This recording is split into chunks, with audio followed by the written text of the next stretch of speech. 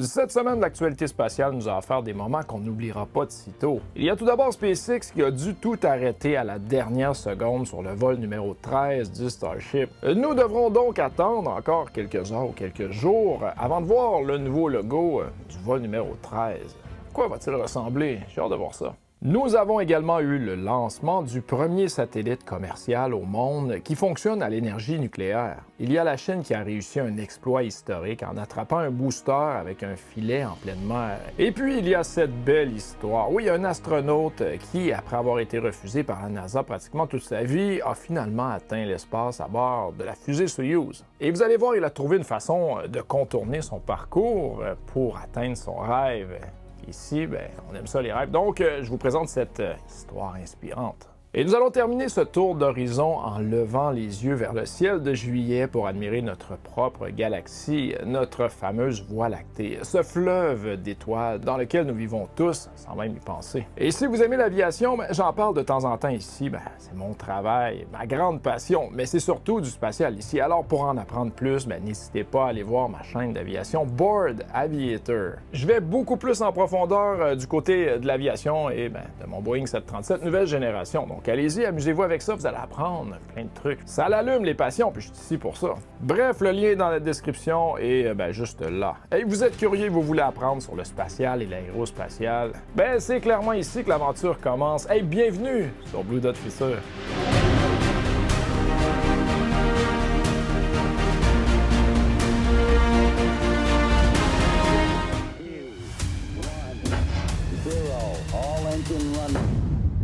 Let's go.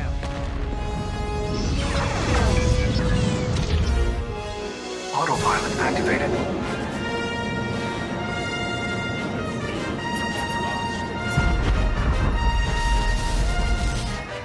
Jeudi le 16 juillet, le booster 20 a allumé ses 33 moteurs Raptor. Pas tout à fait, il en manquait quelques-uns et on a dû annuler le décollage. C'est qu'il y a 4 d'entre eux qui n'ont pas démarré. Et le système d'avortement automatique ou abort automatique a tout coupé en moins d'une seconde. C'était rapide. Elon Musk a confirmé sur X par la suite que 2 moteurs seront remplacés par sécurité. Et le prochain essai aura lieu dans quelques jours seulement. Le booster 20 est équipé de 33 moteurs Raptor 3, 13 au centre, tous orientables grâce aux gimbals qu'on appelle les 20 à l'extérieur qui sont fixes. Et ce sont uniquement les 13 moteurs centraux qui permettent au système automatique de compenser une perte de moteur en jouant sur leur angle et leur puissance. Parce que tous les moteurs que vous voyez à l'extérieur, eux, sont fixes. On peut jouer avec la puissance, mais on ne peut pas jouer avec l'angle. Par contre, ceux à l'intérieur, oui, on peut jouer. Le gimbal, c'est ça, c'est un système qui permet justement de jouer avec l'orientation des tuyères. Et ce système-là était autrefois, au début, hydraulique et rendu électrique. Et avant le décollage, le système est très strict. Si un ou plusieurs moteurs ne s'allument pas correctement pendant l'ignition ou l'allumage, il annule tout automatiquement et les pinces ne s'ouvriront jamais. Le booster reste fermement retenu sur le pad. Et c'est exactement ce qui s'est passé jeudi soir. N'oubliez pas que tant que les 33 moteurs ne fonctionnent pas, les pinces de retenue ne s'ouvriront pas, puis on va annuler le décollage automatiquement. Il y en a qui pensent que on est capable de continuer avec 3 moteurs en moins. Oui, mais il faut initialement que les 33 moteurs fonctionnent avant de relâcher les pinces pour que justement le booster décolle avec le Starship. Par la suite, on parle de 3 moteurs défaillants. Oh, ils pourraient continuer. Là, c'est des essais. Il n'y a pas de chiffres officiels qui ont sorti, mais on l'a vu, là, ce qui s'est passé. Avec le lancement du premier Starship, il y a eu plein de pannes de moteurs. Ça a continué à fonctionner, mais quand même. Une fois en vol, le système devient plus tolérant. Oui, il peut compenser la perte d'un ou 2 moteurs en jouant sur les gimbals des 13 moteurs centraux et en augmentant légèrement la puissance des moteurs restants. Et sur le vol 12, le système avait même compensé la perte de 5 moteurs, mais après la séparation. Et ce vol 13, c'est le deuxième vol de la version 3. Le booster devra faire un boost backburn complet et amérir dans le golfe du Mexique. Le Ship 40, lui, doit déployer pour la première fois 20 vrais satellites Starlink version 3, rallumer un moteur en vol et amérir dans l'océan Indien. Et ça, c'est le test clé avant de déployer le Starship ou le vaisseau d'une façon orbitale lors du vol 14. Mais c'est quoi ça, orbital, suborbital? C'est quoi les différences? Je vous explique. Ben, un vol suborbital, c'est comme lancer une balle très haut dans le ciel. Elle redescend sans jamais faire le tour de la Terre. Tandis qu'un vol orbital, ben, c'est quand la fusée va assez vite et assez haut pour que la Terre tourne sous elle et qu'elle reste en orbite, ben, un peu comme la station spatiale. Donc, c'est pas une question d'altitude, parce qu'ils sont déjà dans l'espace. Le Starship, ça fait longtemps qu'il est dans l'espace. Mais orbital, il faut que la vitesse puisse être assez grande pour que, ben, quand les moteurs arrêtent, avec cette vitesse-là, hop, on retombe d'une certaine façon de l'autre côté. N'oubliez pas qu'un vol orbital, il faut se désorbiter. Il ne faut pas qu'il y ait de pépins parce qu'on ne se désorbite pas n'importe où non plus. C'est ça le défi. Mais pour l'instant, le gros défi, c'était le bouclier thermique pour la rentrée. C'est ça qu'on est en train de tester. Et sur le vol 12, au mois de mai, bien, le booster avait fait un flip de 90 degrés à la séparation, ce qui a empêché 5 moteurs de se rallumer. C'était trop violent. Et il est retombé à 1450 km/h dans le Golfe. Et le vaisseau, le ship, avait aussi perdu un moteur en vol, mais le système automatique avait compensé en prolongeant la poussée des 5 moteurs restants. Et la FAA, ou la Federal Aviation Administration, a fermé l'enquête le 13 juillet et a donné le feu vert pour ce 13e vol. Et du côté de la Floride, eh bien, la tour du LC-39A est presque terminée et le SLC-37 commence à prendre forme. Et si tout se passe bien sur le vol 13 et 14, bien, il est possible d'ici la fin de l'année que le lancement du vol 15 ait lieu au Kennedy Space Center. SpaceX veut absolument avoir 2 sites de lancement opérationnel pour accélérer sa cadence. Starship has landed.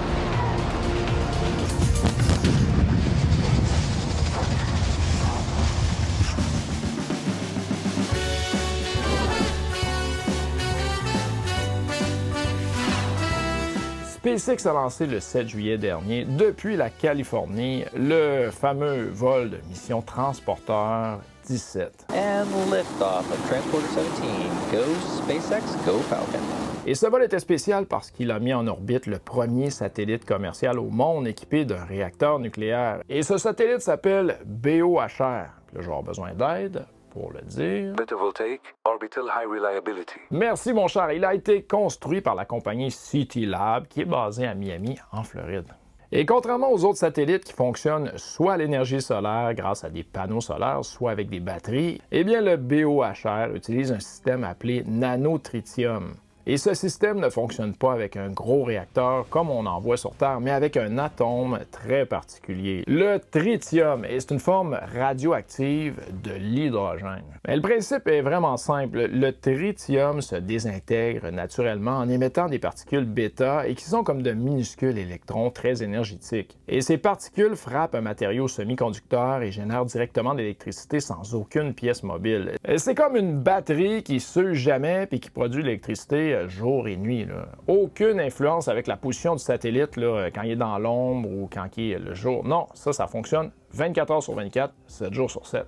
Le satellite lui-même continue d'utiliser des panneaux solaires pour ses systèmes de base, mais c'est le système nanotritium qui alimente la charge utile, la partie qui fait vraiment le travail du satellite. Et tout ça, c'est une première historique parce que jusqu'à maintenant, seuls les gouvernements osaient utiliser le nucléaire dans l'espace. Et aujourd'hui, c'est une entreprise privée qui le fait de façon commerciale et réglementée. Et ce lancement ouvre la porte à des missions plus longues et plus fiables, surtout dans les zones où le Soleil ne brille jamais, comme les régions polaires de la Lune ou les missions en orbite très basse.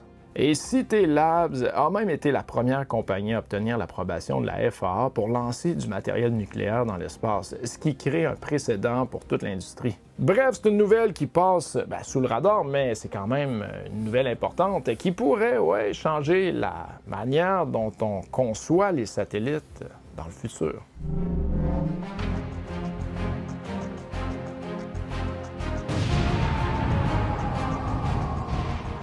La Chine entre officiellement dans l'ère de la réutilisabilité. Ouais, je peux vous dire que on trouvait un moyen différent de SpaceX et je les félicite parce que actuellement c'était du Copier-coller. Tout le monde le sait, Seigneur!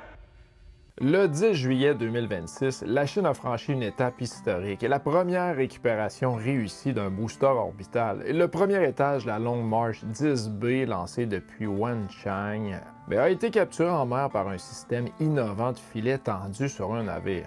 Et c'est une première mondiale avec cette méthode. Pourquoi c'est intelligent? Eh bien, contrairement aux pattes d'atterrissage de SpaceX, eh bien, ce système allège le booster, augmente la charge utile et tolère mieux les écarts de trajectoire.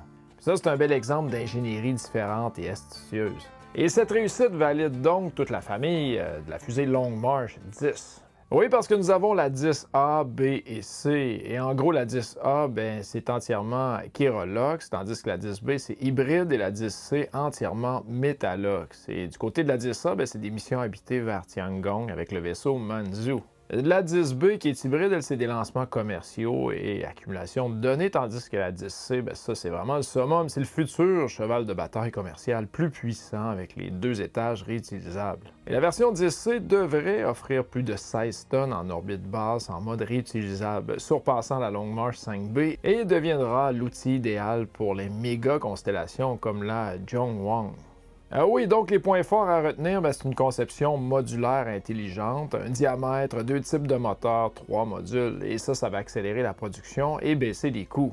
Également, gros boost pour le programme lunaire habité chinois d'ici 2030. Les Américains, il va falloir qu'ils s'y accélèrent un peu. Et ils prévoient des investissements massifs dans les infrastructures à Henan. Alors saluons l'innovation technique et la rapidité chinoise. Bon, rapidité, ouais, c'est quand même beaucoup d'années après SpaceX, mais quand même, c'est plus du copier-coller, mais de l'innovation, et ça, je les salue. Ouais, c'est donc officiellement une vraie compétition mondiale qui va faire avancer toute l'industrie, mais plus de lancements égale plus de satellites en orbite, avec les questions de congestion spatiale et d'utilisation double. Et quand je dis double, c'est parce qu'on a déjà un produit qui fait la job, on en met un autre, c'est une compétition mondiale, on se met pas ensemble, puis ça, c'est mauvais. Bref, la Chine n'a pas copié pour une fois, mais innové à sa façon. Elle passe donc à la vitesse supérieure, un grand pas pour la fameuse conquête spatiale 2.0 et une course qui s'intensifie. La réutilisabilité n'est donc plus un rêve américain, mais une réalité mondiale.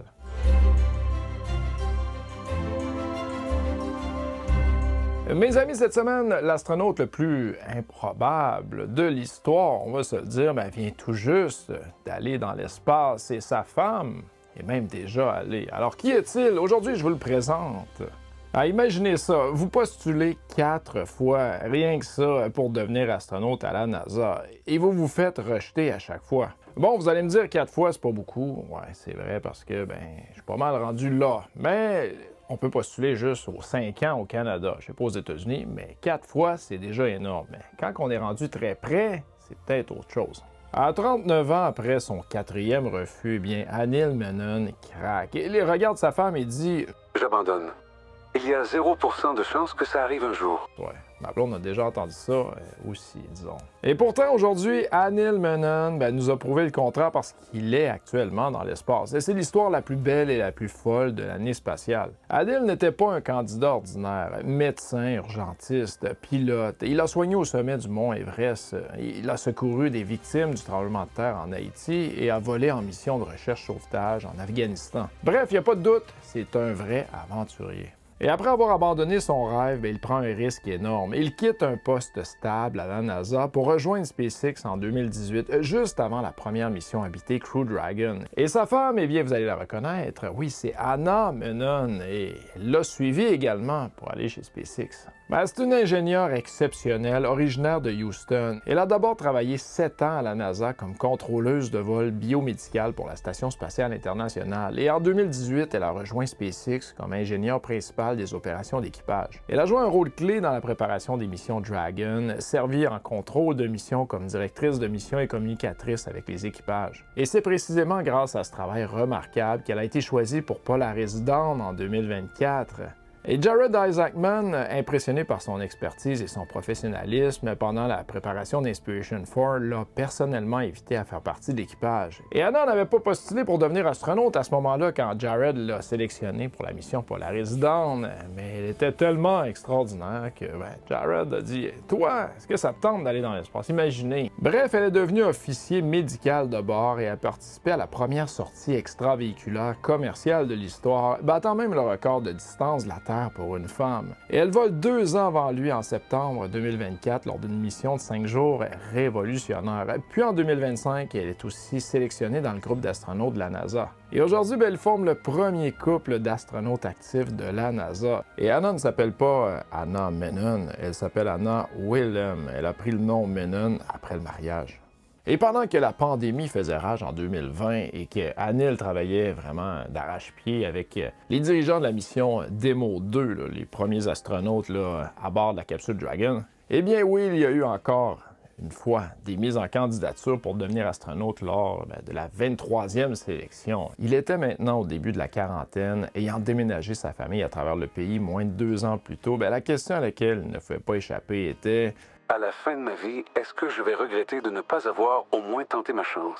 Et c'est ce qu'il a fait aux côtés de 12 000 autres personnes aux États-Unis. Et cette fois, eh bien, il avait une nouvelle attitude. Il a médité pour gagner la confiance en soi qu'il était assez bon pour le poste. Menon a aussi travaillé sur ses compétences en entrevue qu'il estimait avoir causé sa perte auparavant.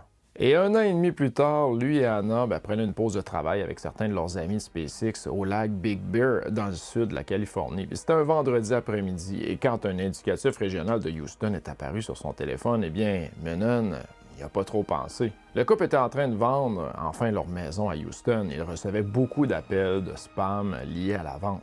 Il a quand même décidé de répondre et l'appelant était nul autre que Ray Wiseman, le chef du bureau des astronautes à Houston, ou si vous préférez, le commandant de la mission Artemis 2. Et bien que Menon n'ait pas attendu une décision sur la sélection des astronautes si tôt, parce que le processus avait été retardé de plusieurs mois en raison des difficultés des réunions en personne pendant la pandémie, ses espoirs ont immédiatement monté. Mais Ray Wiseman voulait parler d'autre chose, mais vous connaissez Ray Wiseman. Un bon vivant. Qu'est-ce qui se passe avec les toilettes du Dragon? A-t-il demandé. Et les installations sanitaires sur Dragon, comme sur presque tous les vaisseaux habités depuis le début de l'ère spatiale, posaient des problèmes. Et je me suis dit, ce n'est pas ça, a déclaré Menon. Il veut juste savoir pour les toilettes. Alors il a continué à expliquer toutes les particularités et Ray Wiseman l'a laissé continuer pendant au moins 5 minutes. Et puis c'est à ce moment que Ray a dit: c'est correct les toilettes. C'était pas pour ça que je t'appelais mon ami. C'était quoi la véritable raison de cet appel? Vous l'avez deviné. Je veux vraiment savoir si tu veux rejoindre la NASA en tant qu'astronaute.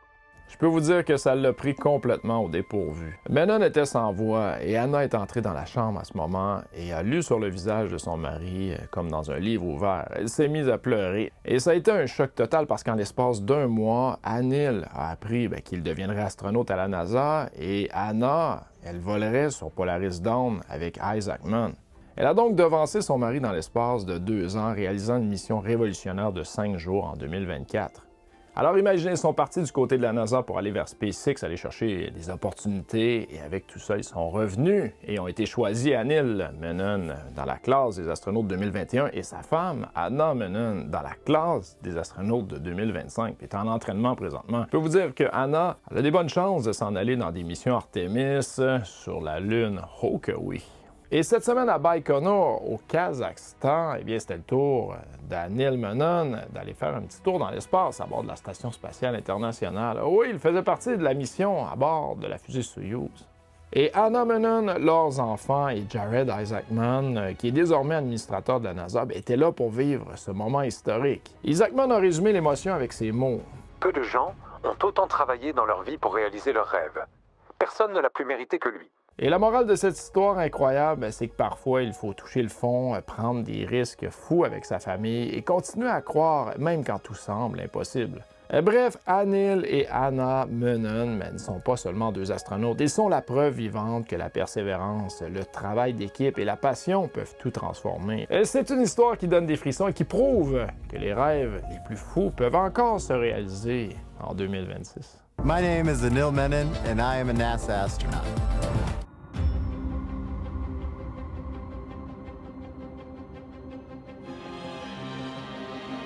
Le mois de juillet est déjà avancé, mais on a un spectacle formidable qui s'en vient. C'est sûr que le 17, on a vu la Lune et Vénus se croiser, c'était de toute beauté vers l'ouest, au coucher de soleil. Mais là, j'ai plein de trucs à vous parler pour la suite des choses, parce qu'on va avoir un gros mois de juillet dans le ciel. Oui, parce que le vrai cadeau de juillet, c'est la Voie lactée. Ce que tu vois dans le ciel, cette bande lumineuse qui traverse la voûte céleste, c'est pas une nébuleuse lointaine, c'est notre propre galaxie vue par la tranche. Oui, la Terre fait partie du système solaire qui gravite autour du Soleil. Et notre Soleil, c'est une étoile parmi environ 200 à 400 milliards d'étoiles dans la Voie lactée. Et on estime qu'il y a au moins 100 milliards de planètes dans notre galaxie. Et contrairement à ce qu'ils croyaient il y a 400 ans, puis il y en a encore qui croient ça, j'imagine, nous ne sommes pas au centre de notre Voie lactée. Mais non, pas du tout. Nous sommes à 26 000 années-lumière de son centre, dans le bras d'Orion. Et au centre, il y a un trou noir supermassif, Sagittarius ou Sagittaire A, et qui pèse 4 millions de fois la masse de notre Soleil. 4 millions de fois la masse de notre Soleil. Imaginez la masse du trou noir au centre de notre galaxie. C'est incroyable. Mais c'est pas fini, vous allez voir. Notre galaxie, la Voie lactée, fait elle-même partie du groupe local, un amas d'une quarantaine de galaxies dont la plus proche voisine, c'est Andromède, on la connaît bien, qui est à 2,5 millions d'années-lumière. Donc, nous sommes à 25 000 années-lumière du centre de notre Voie lactée, et notre Voie lactée est à 2,5 millions d'années-lumière de sa sœur ou sa plus proche galaxie. Mais ce groupe local appartient au super-amas de la Vierge qui contient des milliers de galaxies. Et au-delà, c'est loin d'être fini parce qu'on trouve la toile cosmique, une structure immense de filaments de galaxies qui s'étend sur des milliards d'années-lumière. Donc, on ne peut pas utiliser le terme infini parce que c'est l'univers observable. On ne peut pas observer plus loin. C'est immense. On est petit. Très petit. C'est le fun de penser à ça parce que ça nous remet un contexte de vie un peu plus humain. Et pour terminer le mois en beauté, bien 2 pluies de météores vont se croiser à la fin juillet. Il y a tout d'abord les deltas aquarides du sud qui culminent autour du 30 juillet et les alphas capricornides qui atteignent leur maximum le 31 juillet. Mais la question c'est comment les observer simplement? T'as pas besoin d'un télescope ni de jumelles. Il suffit de trouver un endroit le plus sombre possible, loin des lumières de la ville. Ça, je vous l'apprends pas. Il faut aller dehors entre 23h et 4h du matin. Ouais, il faut passer quasiment une nuit blanche quand même. Il faut regarder vers le sud pour les deltas aquarides ou vers le sud-est pour les alphas capricornides. Et il faut être patient, puis c'est sûr que si la Lune est gigantesque, l'idéal, c'est un croissant de lune ou pas de lune du tout. Et ces pluies ne sont pas aussi intenses que les Perséides d'Aou, mais elles peuvent offrir de beaux bolides lents et brillants, surtout les alphas capricornides. Et si vous préférez un peu plus près, il y a Saturne. Oui, parce que ces anneaux sont particulièrement fins et spectaculaires en ce moment parce que nous les voyons presque par la tranche. Ils sont composés de milliards de blocs de glace et de roches, mais ils sont incroyablement minces. À l'échelle, ils sont plus fins qu'une feuille de papier par rapport à un terrain de football, donc imaginez. Et même si on est déjà à la mi-juillet, bien le ciel continue de nous rappeler à quel point notre petite Terre est perdue dans une immensité magnifique. Alors si vous avez un ciel dégagé dans les prochains jours, levez la tête vers le ciel, ça vaut le coup d'œil.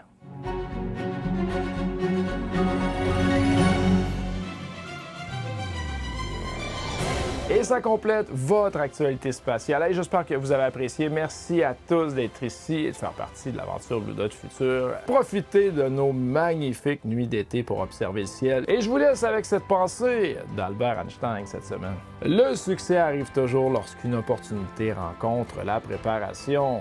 La chance, pas tellement. Ça prend une opportunité, puis il faut être bien préparé quand elle se présente devant nous, en gros. Et n'oubliez pas d'alimenter vos passions et de rêver. La vie est magnifique et le futur, elle n'est pas écrit d'avance pour personne. Vous avez toujours le pouvoir de le changer. Et je vous souhaite à tous une excellente semaine. Adios, amigos!